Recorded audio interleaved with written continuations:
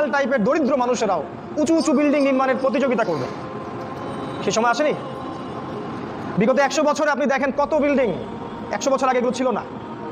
আর প্রত্যেকটা বিল্ডিংয়ের পিছনে আছে সুদ, ব্যাংকের সুদি লোন আর উঁচু উঁচু বিল্ডিং, একটার সাথে একটা সম্পর্কিত। নবীজি আরও বলেছেন, শেষ জামানা বা আখিরুজ জামান বা কিয়ামতের আলামত হচ্ছে মানুষ পিতা মাতাকে সম্মান করবে না।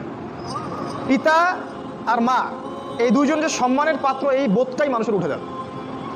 সম্পদের জন্যে মানুষ তার পিতাকে হত্যা করবে, ভাই তার ভাইকে হত্যা করবে, স্বামী স্ত্রীকে হত্যা করবে, স্ত্রী স্বামীকে হত্যা করবে, এমনকি সন্তান মাকে পর্যন্ত হত্যা করবে সম্পত্তির কারণে। আর পিতা মাতার সাথে দাস দাসীর মতো আচরণ করা হবে। নবী সাল্লাল্লাহু আলাইহি ওয়াসাল্লাম বলেছেন, কিয়ামতের অন্যতম নিদর্শন হচ্ছে যে সমাজের বেশিরভাগ মানুষ সুদের সাথে জড়িত হয়ে যাবে।